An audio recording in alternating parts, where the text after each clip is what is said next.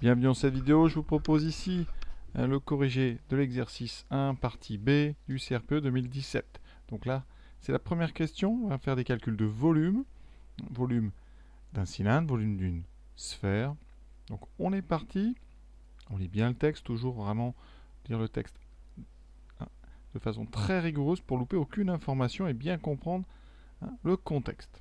Alors, un habitant de Poitiers utilise la toiture de son garage, donc c'est son toit, et son toit a la forme d'un rectangle, donc rectangle, alors on va tout de suite noter ça, le toit, c'est donc, vu de haut, un rectangle, donc de 4 mètres de largeur, ici 6,2 mètres de longueur. Donc on pourra facilement calculer l'aire de ce rectangle.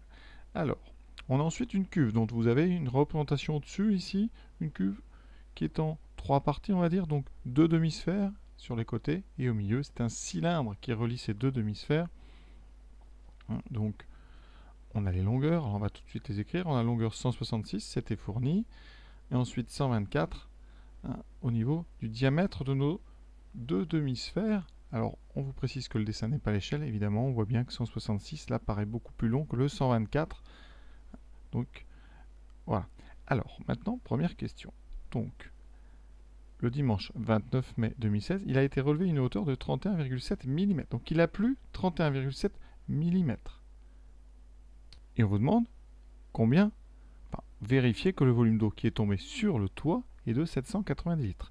Alors pour faire ça, eh bien déjà, on va calculer, eh bien, tout simplement, le volume de l'eau qui est tombée. Alors on a une surface ici, dont l'air, donc l'air du toit, c'est donc longueur fois largeur, c'est 4 fois 6,2.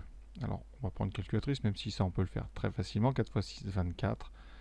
2 fois 4, 8, 24,8. Ici, on est en mètres carrés. On a des mètres fois des mètres, donc ça donne des mètres carrés. Donc ça, c'est l'air de notre toit. Il est tombé 31,7 mm de précipitation. Donc, il est tombé une hauteur d'eau, ici, alors c'est des millimètres, donc il va falloir convertir en mètres, parce qu'on a des mètres carrés, donc on va tout harmoniser, et comme ça après on va pouvoir convertir facilement en litres. Donc, ici on a, alors comment faire pour convertir, donc des millimètres, 31,7 mm, donc ça nous fait 3,7 cm, donc si on continue, décimètres, et on redécale encore une fois, donc on a 0,0317 mètres d'eau sur 24,8 mètres carrés. Donc là, vous avez un volume facile à calculer. C'est un parallélépipède.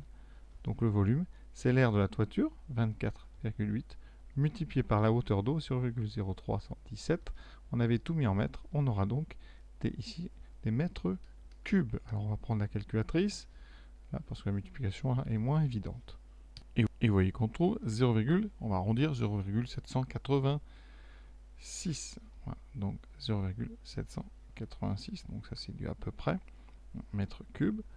Vous savez qu'un mètre cube c'est 1000 litres, donc ça fait donc 0,786 fois 1000 litres. Donc effectivement ça fait 786 litres. Dans le texte on vous propose environ 790, donc effectivement c'est à peu près égal à 790, ça dépend de l'arrondi de votre 786 ici, donc on est très bien, voilà ce qu'on a. Là, quand on vous propose la réponse et quand on dessus, évidemment c'est très rassurant.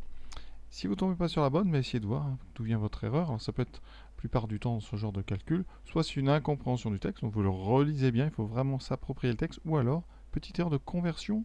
Donc je vous rappelle, pour convertir quand c'est des longueurs, on a donc des millimètres, l'unité suivante donc des centimètres, décimètres, ici des mètres, et à chaque fois on décale la virgule d'un cran vers la gauche. Donc on avait 31,7, donc on écrit ici donc l'unité c'est le 1, donc on a 31,7, donc ici si vous voulez des centimètres ça fera 3,17, si vous voulez des décimètres on aura 0,317, et si on veut des mètres 0,0317. Donc voilà comment on peut faire si on a des aires, c'est-à-dire des carrés, on décale de 2, si on a des volumes on décale de 3. On en parlera peut-être plus loin dans ce sujet, mais je ne suis pas sûr. Donc maintenant, on passe à la question B. Petit calcul de pourcentage, vraiment sans grand intérêt. Alors, on vous dit, sachant que 90% de l'eau de pluie tombée sur le toit est récupérée dans la cuve, calcule le volume d'eau en litres dans le réservoir. Alors, le réservoir, c'est la cuve. Donc ici, on calcule. Donc, on calcule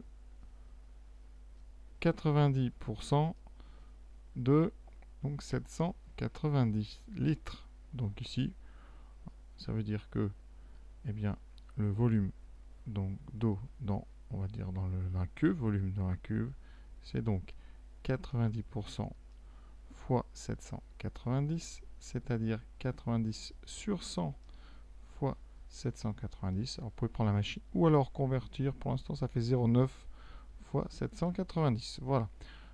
On allume la calculatrice. Toujours la même. Ici, maintenant, donc on fait 0,9. Alors, il faut faire les calculs avec le 790. On vous l'a donné, donc gardez-le. Ne gardez pas votre 786. Ça donne 711 ici. Donc, on a 711 litres. Donc, volume d'eau. 711 litres. Donc, on a 711 litres dans notre cuve ce jour-là. Troisième question sur ces calculs de volume. Est-il vrai que ce jour-là, un peu moins d'un quart de la citerne a été rempli? Alors, ce qu'on va faire, tout simplement, je dis tout simplement, l'idée est simple, c'est de calculer le volume de votre cuve et de voir si vos 711 représentent plus ou moins de 1 quart. Donc, on va calculer le volume, le diviser par 4 et on va comparer avec 711. Donc, on va calculer le volume. Alors, donc, le volume de notre citerne. Donc, volume de la cuve, ou de la citerne, c'est pareil. Donc, volume de la cuve quand elle est vide. C'est donc, alors, le volume du cylindre plus les deux demi-sphères. Donc, les deux demi-sphères ensemble vont faire une sphère. Donc, plus une sphère. Alors, donc, le volume d'une sphère. Alors, le volume d'un cylindre, on vous le rappelle. Alors, vous calculez tout simplement, eh bien, l'air donc de la base, c'est donc pierre carré, vous multipliez par la hauteur. Donc ici, le rayon, alors, donc la formule, c'est pierre carré fois h. Ça, c'est pour la sphère. Non, c'est pour le cylindre. Et pour la sphère, c'est 4 tiers de pi r au cube. Alors, le rayon est le même pour les deux. Ça tombe bien. On peut laisser la même lettre. Donc, pi fois, on va mettre en mètres. On a 124 cm. C'est le diamètre. Donc, pour le rayon, il faut le diviser par 2. Donc, 62 cm, donc 0,62 mètres. Donc ici, alors je vais quand même le mettre, R, en haut, j'écris ça en haut, R égale donc 62 cm, donc toujours on convertit 0,62 mètres. On décale juste ici de 2. Ça nous donne donc pi fois 0,62 au carré, fois h, c'est donc la hauteur de votre cylindre, mais qui est couchée, donc là c'est une hauteur, mais sur le dessin, c'est ce 166, donc ça fait 1,66, puisque 166 cm, c'est 1,66, voilà, plus donc le volume de vos deux demi-sphères qui réunis font une seule sphère de rayon R, donc 4 tiers de pi fois ce même rayon, 0,62, cette fois-ci au cube. Ça nous donne, alors là, la calculatrice va faire le travail. Alors, je vais séparer le calcul en deux. D'abord, le premier terme, pi multiplié par 0,62 au carré, voilà, multiplié par 1,66.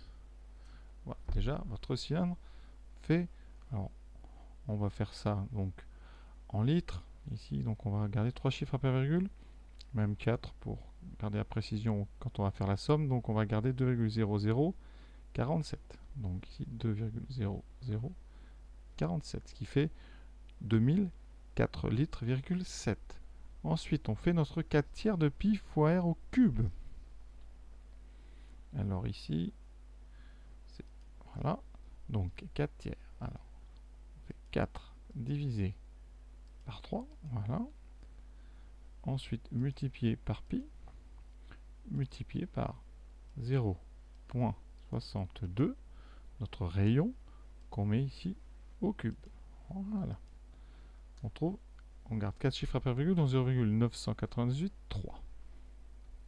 0,998,3. Maintenant, on ajoute les deux. On peut le faire directement ici. On a 4 chiffres, 7 et 3. ça finira par 0. Donc on retient 1. 8 et 1, 9 et 4, 13. Il reste 1. 0, il reste 1. 0, ici, 3,03. Donc, ici, on trouve 3003 litres. Alors maintenant, on divise par 4. Un quart du volume, de la cuve, c'est donc 3003 divisé par 4. Alors, on va diviser tout simplement 3000 par 4. On divise par 2, ça fait 1500. Par 2, ça fait 750. Donc, on aura ici 750 plus 3 quarts. Donc, ça fait 700. Donc, 50,75 litres. Et nous, on avait 711. Donc, alors, est-ce qu'on admet que 711 est un peu moins que 750? Alors, la différence entre les deux, de 40. 40, ça représente même pas, c'est moins qu'un dixième, moins qu'un quinzième même de 750. Donc, on peut admettre qu'on a un peu moins d'un quart de la citerne qui a été remplie. Donc voilà, je pense qu'on ne peut pas faire mieux. J'ai essayé d'être vraiment clair, de bien écrire. Donc voilà, j'espère que vous avez bien compris cette première question sur des calculs de volume. A très bientôt pour la suite de ce joli exercice assez diversifié. On va passer maintenant sur des calculs ici de taux, donc des calculs d'accroissement. Voilà, donc première question à voir dans la prochaine vidéo, calcul pourcentage d'augmentation de précipitations entre le mois de mai 2015 et le mois de mai 2016. À bientôt.